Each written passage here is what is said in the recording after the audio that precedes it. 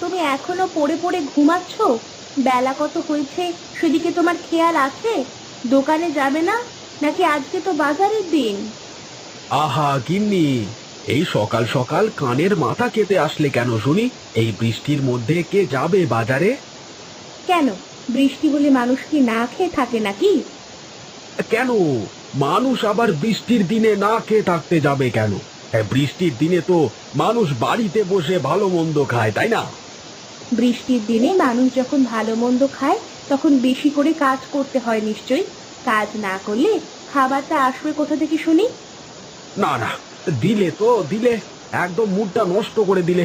কি সুন্দর শুয়ে শুয়ে জানালা দিয়ে বৃষ্টির ফোঁটা গুনছিলাম, তুমি তো সবটা নষ্ট করে দিলে। হুর। তাড়াতাড়ি উঠে চারটে গিলে নিয়ে বাজারে যাও। বললাম তো বাজারে যাব না। হ্যাঁ, তুমি যাও তো এখান থেকে, আমাকে জ্বালিও না। আমার কথা তোমার মাথায় ঢুকলো না না? দাঁড়াও, দেখাচ্ছি মজা।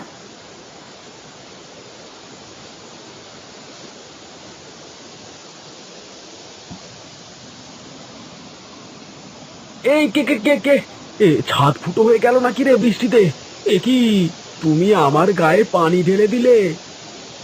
বেশ করেছি, এখন উঠে বাজারে যাও, নইলে এবার ঠান্ডা জলের জায়গায় গরম জল ঢালবো।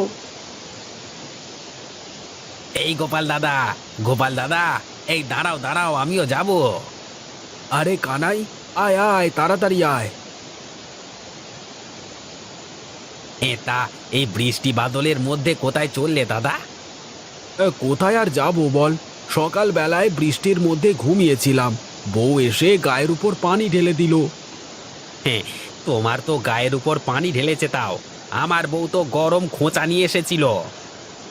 বলিস কি রে, একেবারে গরম খোঁচা? তা নয় তো আর কি বলছি। হে, তাহলে তো আমারটাই ভালো আছে রে। এখন চল চল, পা চালিয়ে চল তো, দোকানে যেতে হবে। তুমি কি পাগল হয়েছ নাকি দাদা? এই বৃষ্টির মধ্যে দোকানে গিয়ে কি করব বলো তো? গিয়ে দেখবো দোকান একদম ফাঁকা পড়ে আছে। দোকানে যাবি না তাহলে কি করবি? তোমার কাছারি ঘরেই যাই বরং, সেখানে গণেশও থাকবে, তিনজনে মিলে বসে আড্ডা দেওয়া যাবে। হ্যাঁ হ্যাঁ, তাই চল তাই চল।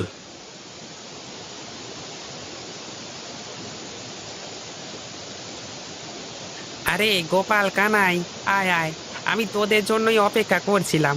জানতাম বৃষ্টি হচ্ছে, তো তুই ঠিক আসবি। হ্যাঁ হ্যাঁ, বৃষ্টির দিনে বাজারে গিয়ে তো আর কোনো কাজ নেই, তাই ভাবলাম কাছারি ঘরে বসে তোমার সাথে গল্প করি। তবে তুই ভালোই করেছিস, আমি একা একা বৃষ্টির ফোঁটা গুনছিলাম, এখন বসে বসে গপ্প করা যাবে একসাথে, কি বলিস? হে হে, বৃষ্টির মধ্যে বসে আড্ডা দেওয়ার মজাই অন্যরকম গো। হ্যাঁ রে হ্যাঁ, ঠিকই বলেছিস। এই রে, ঘরে তো নুন শেষ, এখন কি করি? মানুষটাও তো বাজারে চলে গেছে। যাই দেখি, মিনতি দিদির কাছে একটু নুন পাওয়া যায় কিনা দেখে আসি।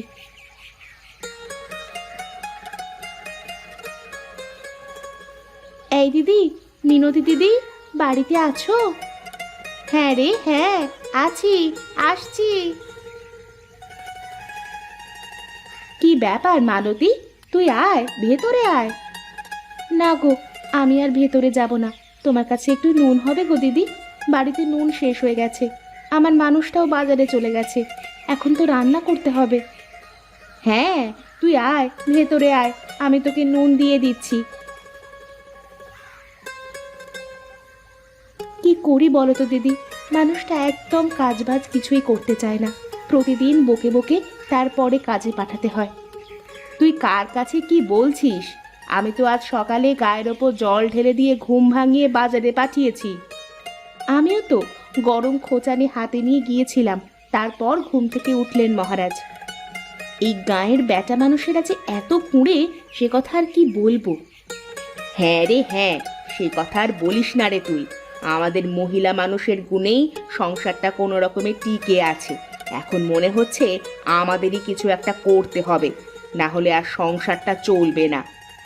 ঠিক আছে দিদি, আমি এখন চলি, পরে এক সময় এসে গল্প করব।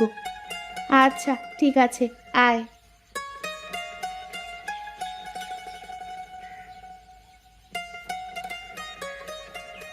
এই যে সুজয় দাদা, শুনছো? বাজার থেকে ফিরলে মনে হচ্ছে। হ্যাঁ, একটু বাজারে গিয়েছিলাম বাজার করতে। বাজার করেই তো ফিরছি। তা তোমার গোপাল দাদাকে কি দোকানে দেখলে? কই না তো, দাদাকে তো দোকানে দেখতে পেলাম না। দোকান তো বন্ধ ছিল। ভাবলাম দাদার দোকান থেকে এক খাঁচি ডিম নেব, তা তো আর হয়ে উঠলো না। আচ্ছা, আমি এখন চলি। বাড়িতে বউ বসে আছে, আমি গেলে তারপর রান্না করবে তো। আচ্ছা আচ্ছা, তাই যাও।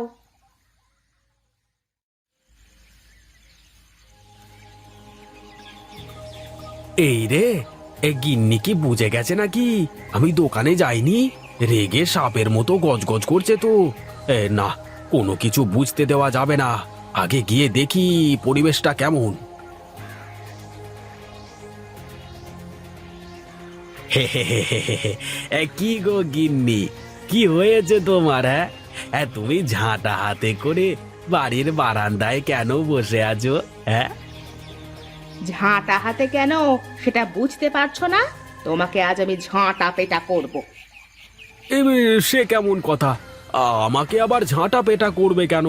আমি আবার কি করেছি? কি করেছো বুঝতে পারছো না? না, তা তুমি সারাদিন কোথায় ছিলে? এই রে, গিন্নি বোধহয় বুঝতে পেরে গেছে। এই না না, কিছু একটা বলে বাঁচতে হবে। ওরে বাবা! আরে শোনো শোনো গিন্নি, আমি সকালবেলায় বাজারে গিয়ে দোকান খুলে অনেকক্ষণ বসেছিলাম। পরে বাজারে কোনো লোকজন না দেখে দোকানটা বন্ধ করে বাড়িতে ফিরতেই যাচ্ছিলাম, এমন সময় এই কানাই আর গণেশের সাথে দেখা হয়ে গেল। তাই ওদের সাথে গল্প করছিলাম আর কি। কিন্তু সুজয়তা বলল তুমি নাকি বাজারেই যাওনি, দোকানই খোলনি। অনেক হয়েছে, আর নয়। এবার থেকে আমি দোকানদারি করব, আর তুমি বাড়ি বসে রান্না বাড়া করবে।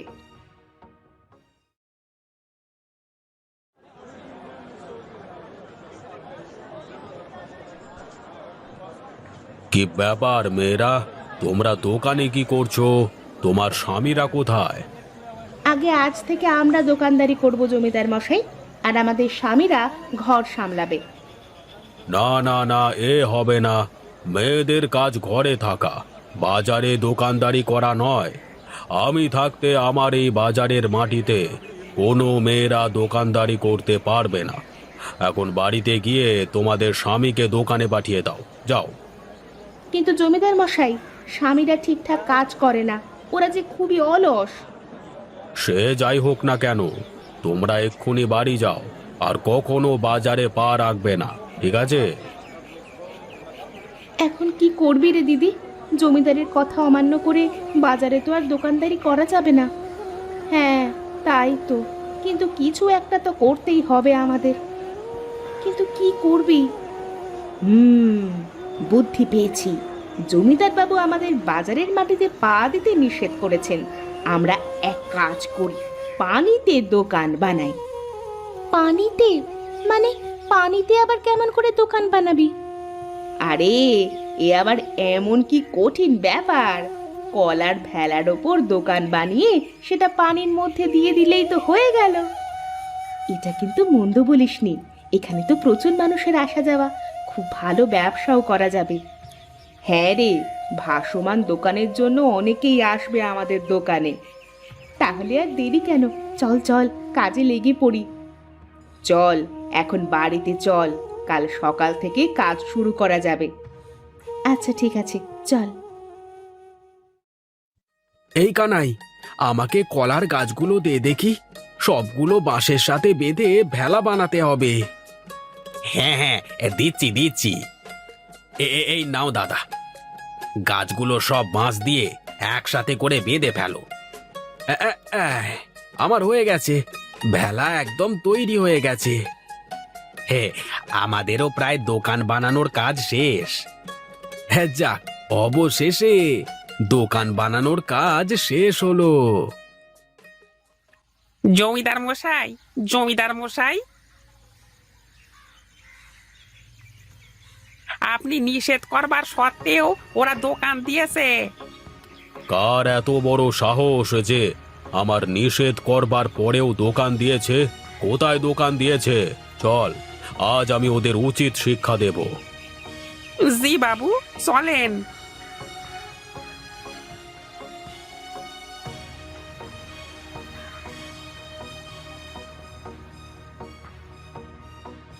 কিরে, তুই কি আমার সাথে মশকরা করছিস নগেন? তুই আমাকে কোথায় নিয়ে আসলি? বাবু, দোকানটা এইখানেই তো দিয়েছে ওরা। এখানে দোকান দিয়েছে মানে? আশেপাশে তো কোনো দোকানই দেখছি না। বাবু বাবু, এই দূরে তাকিয়ে দেখুন, ওই নদীর মাঝখানে ওরা দোকান দিয়েছে, ভাসমান দোকান। বলিস কি রে, একেবারে ভাসমান দোকান? চল চল গিয়ে দেখি।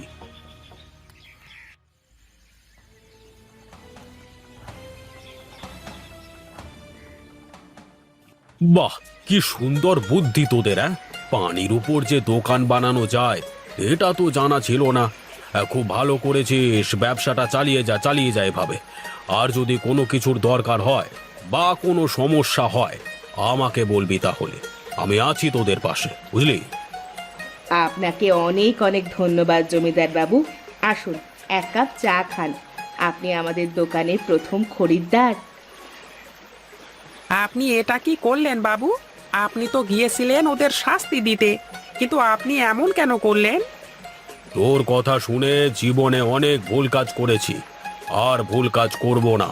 এক্ষুনি আমার চোখের সামনে থেকে দূর হয়ে যা, দূর হ। এইসব আপনি কি বলছেন বাবু?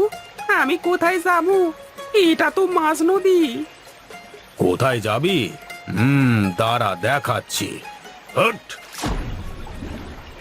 এখন যা, গোপালের ভাসমান দোকানে গিয়ে চা বিক্রি কর।